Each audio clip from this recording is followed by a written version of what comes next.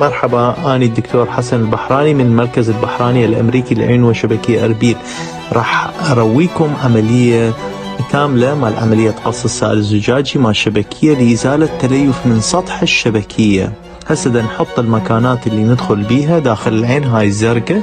هسه نحط ضوء إضافي من أجل الرؤية داخل العين. شوفوا السائل الزجاجي هو هذا السائل الهلامي الشفاف اللي حنزيله بالقص. تشوفون هاي ماكينة هي تقص السائل الزجاجي، تشفط وتقص تشفط وتقص. هسه تشوفون هذا السائل الزجاجي دا يتحرك هيجي ويلعب داخل العين. هذا لازم نشيله لأن هو هذا أبو المشاكل، هو هذا السبب الأساسي اللي سبب المشاكل هاي. فهسه راح نقصه، وهذا ما نحتاجه. يعني أخاف تسألون ليش وين يروح، هذا يكون بمكانه مي فنشيله. هسه دا نصبغ مكان التليف. شوفوا هسه التليف، هسه حننظف هذا عبارة عن شو اسمه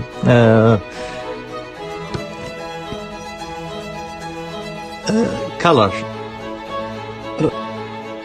رنج، يعني رسم. احنا نلونه هي هاي الكلمة الصحيحة. وشوفوا دا نشيل التليف بعد شلون دا اشيله حلو بايدي اليمين بالملقط. شوفوا هذا كله كان على الشبكية، كان يسوي نزول بالرؤية مال النظر والمريض. فالمريض يشوف الأشياء معوجة، يشوف الأشياء مو واضحة، يشوف الأشياء مغوشة.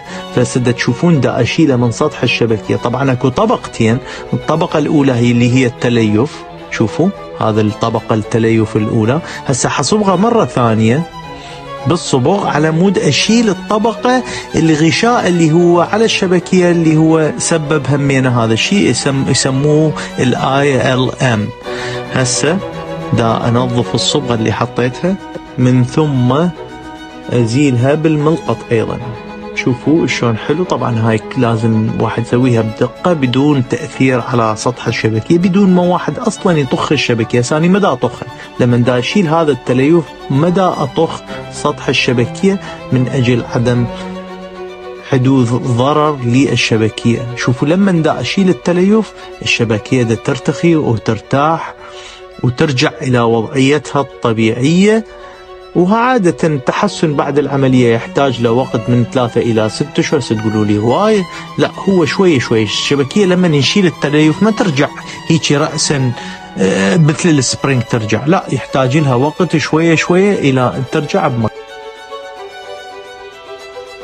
تشوفون هسه شلنا التليف وماكو شيء، يعني تقريبا خلصت العملية. هسه حنحول إلى الهواء. تشوفون هاي الفقاعة الهواء، غير الهواء يساعدنا على سد الثقوب اللي فتحناها داخل العملية.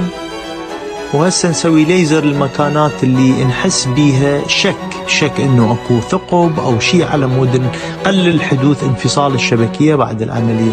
والحمد لله والشكر، هي تشوفون الامور كلها مشت تمام ويا هذا المريض، والامور عال العال. لا تنسون تشاركون هذا الفيديو. وأنا الدكتور حسن البحراني، مركز البحراني للعيون والشبكية أربيل. شكرا.